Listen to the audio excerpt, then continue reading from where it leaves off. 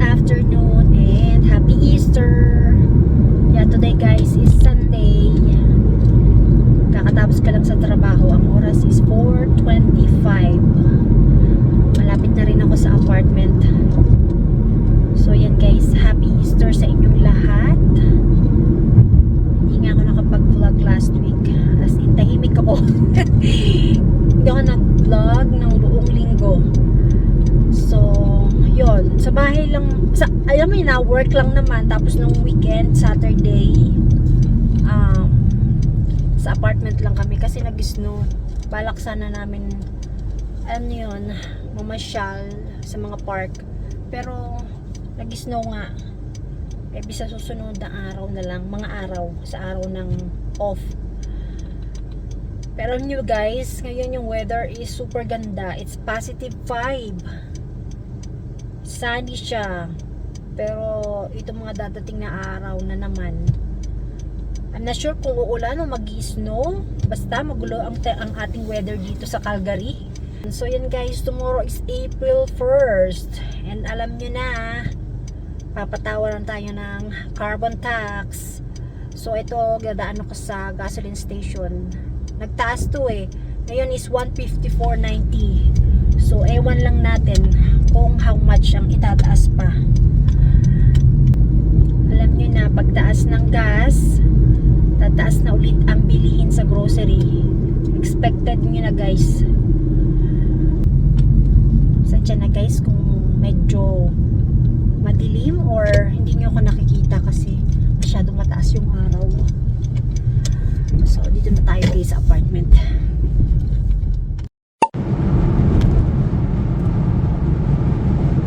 Maga ko natapos ngayon sa work. Dito kami busy kaya maga kami umuwi. Ganda ng weather guys. It's +11. Sarap sanang maggala. Pero pagod ako guys. Wala nang energy. Sana ganito sa weekend eh. Kaso I think mag-snow at malamig.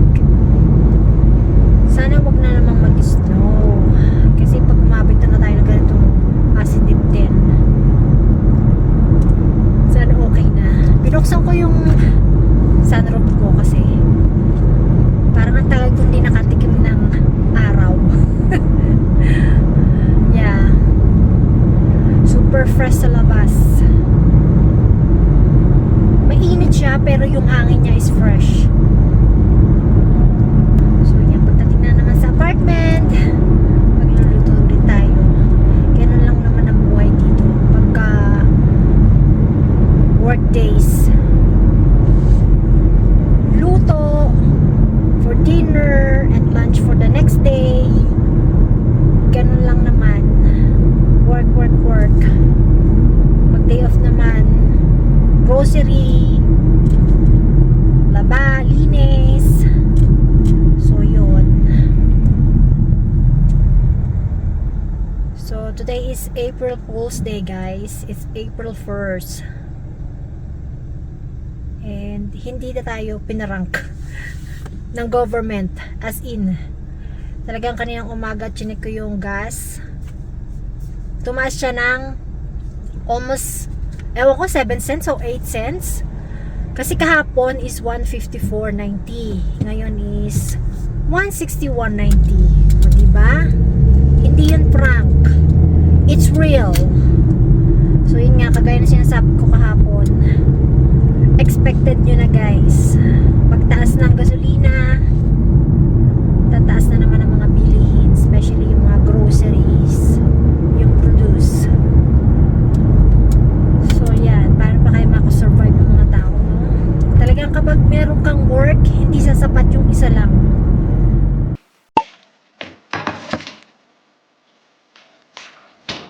Sa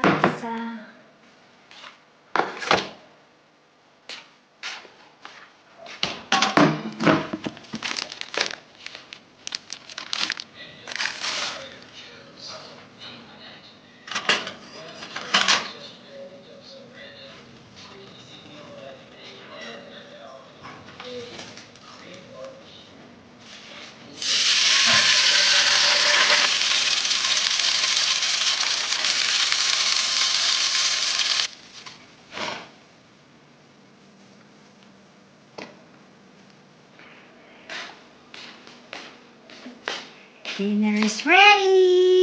Thanks, man. That was really good. Welcome. Let's eat, guys. Here, guys. And if you're wondering how much I pay for this garment subscription, I think I pay like $11 per month, and it's not bad because you can get communication out wherever you are in the world. So I think for peace of mind, it's definitely well worth it. But what I'm gonna do here, go to messages. Salsa.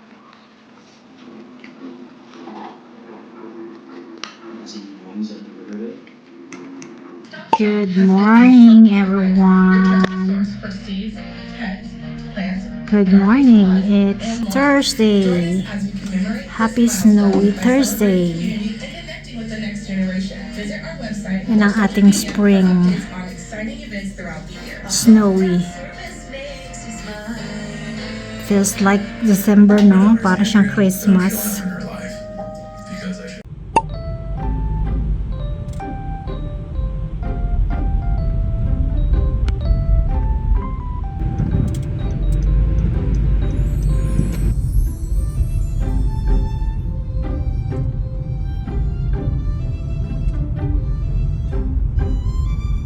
Today is Friday. And yung oras is 3:40. Alam niyo ba guys, kaninang umaga, super pangit ng daan and yung weather. Magdamag siya ng snow. And syempre, dahil nga mainit dito, natunaw na. So kanina guys, sobrang pangit ng daan sa highway. Kanina nung nadaanan ko, I'm just lucky guys. Pakita ko sa inyo yung video. Yung video na to is after kong malampasan yung dalawang kotse ng nag-spin sa highway guys. I'm just lucky. Thank God. Hindi ko naabutan yon. Siguro ang pagitan lang namin yung sasakyan na yon is it's like 1 minute. Kasi nakita ko siya nagtatry siyang pumunta sa gitna. Alam niyo yung sa pagitan ng highway, nasa right side ako, papunta ako sa work. And yung sa left side, di ba merong middle doon. And yung dalawang sasakyan na punta doon sa ditch. Hindi sa ditch, doon sa gitna mismo. And nagtatry siyang umahon kasi yung sasakyan niya is sedan. And alam niyo ba guys, itong sasakyan ko kanina, hirap na hirap siya. Although nag-accelerate ako ng up to 60 kilometer per hour, hindi talaga niya kaya kasi nga naka front wheel drive lang ako. Hirap na hirap siya. So ginawa ko, pinirest ko yung hazardous ko kasi para malaman ng nasa likod ko na hindi ako maka-accelerate, hindi ako makatakbo ng mabilis kasi sobrang kabal ng snow. Bago pa ako umalis ng apartment, nung naglilinis ako ng sasakyan, alam ko na madulas kasi yung mga mirror ko is frozen.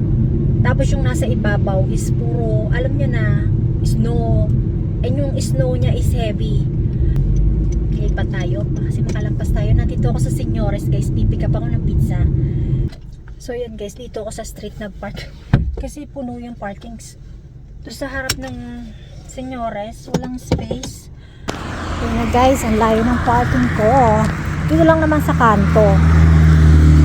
So uwi na tayo. Let's eat guys. Pizza. Hi Remy. Hello. Say hi. Hi Remy. Say hi to the vlog. Happy Saturday guys. Hi baby. So hello guys. So, hindi tayo nag-workout. Actually, ready na ako. Maaga akong gumising kanina. 5:30. Nilakad ko kasi si Remy. First walk niya. And then, nag-breakfast ako. Tapos, 7:30, nag-shower. Nag-ready na ako. Sabi ko, pumunta ako sa gym. So, yan, sensya na guys. At naputo lang ating usapan. So, yun na nga. Hindi ako nakapag-workout. Kasi tinamaan na naman ako ng katamaran. Sabi ko sa inyo guys, last time ako ng vlog na nag-workout, yun yung pinakahuli kong workout. So, yan. Eto na naman tayo. Gusto ko pa naman mag-workout kasi gusto kong mag-lose ng weight kasi nga attend ako ng wedding. So yun, nawala na naman tayo sa direction. And si Remy is nakaupo sa tabi ko. Yan. Hi Remy! Masaya siya kasi hindi ako umalis. So yan, very gloomy sa labas. Buti na lang hindi nag-snow kasi nung Thursday ba yun, pumasok ako. Yan, nag-vlog ako nun. Ang pangit-pangit ng weather, pumasok ako ng umaga guys, as in scary pagda-drive. Sabi ko na yon, natakot talaga ako nung driving kong yun. Kasi nasa highway talaga ako, yung sasakyan ko talaga hindi siya, as in hindi siya nag-accelerate. So the best talaga kapag dito kayo sa Calgary or Alberta, talagang kailangan nyo is a four-wheel drive na sasakyan. So, yun. Kung kaya ng budget, why not? So, noong time naman kasi nung bumili ako ng sasakyan, that was, nasa Ontario pa ako, hindi naman ako nakaranas ng ganyan, na worst, ang yelo sa daan. So, yun. At saka nung time na yun, syempre, ano pa lang ako nun, baguhan ako dito. Syempre, kung ano yung kaya ng budget ko nun, yun yung, kaya yung nakuha ko, yung, Civic. Kasi budget friendly yun, tapos, reliable yung sasakyan. Yeah, mga Japanese cars, yun ang pipiliin nyo. So, yan, maglilinis ako dito sa apartment, yun na lang gagawin ko. Tapos, maya-maya magluluto ko. And then, habang nagluluto, maglalaba. So, yun yung ating weekend. Hindi ko alam kung lalabas ako kasi wala kaming bananas. O diba, bananas ang problema. Hindi ko alam kung lalabas ako kasi meron ditong bagong store ng Mr. Safety Shoes. Kailangan kong bumili ng safety shoes. Kasi yung safety shoes ko sa work, sa full time is, ano na siya, hindi naman siya sira, okay pa naman, pero yung, alam niyo yung bottom, I mean yung pinaka insole niya, nung luma ko is, ano na siya, parang sagad na siya sa sapatos. So, kailangan kong palitan. So, sabi ko, bili na lang din ako ng bagong shoes kasi medyo okay yung budget namin ngayon. Tinaasan yung budget ng safety shoes namin. Kaya sabi ko, bibili ako. And mostly, yung mga presyo lang naman ng safety shoes is parang naglalaro sa 120, 140. And yung budget namin ngayon is 175. So, yun, malamang yun ang gawin ko. Kasi dito lang yun, malapit sa amin yung bagong plaza. So, yun, kami maglilinis ni Remy. Sana tulungan ako ni Remy, ano? Kasi kailangan kong mag-vacuum. Yung hair niya is all over the floor na. And kailangan na ni Remy magpagupit talaga. Maybe next week. Kasi next week wala akong schedule sa work. So, sabi ko, gusto kong gawin yung gulong ko. Gusto ko na siyang magpalit ng gulong kasi next week is full digit na tayo. Hopefully, hindi siya na mag-snow kasi sana ito na yung pinakahuling snow. Tapos, dadalhin ko talaga si Remy sa groomer. Kasi, in 2 weeks, is birthday na niya. Right, Remy? He'll be a 1-year-old na, guys. So, yan. Pag-prepare natin yung kanyang celebration. So, yan, guys. Maglilinis muna ako. And I'll catch you up soon.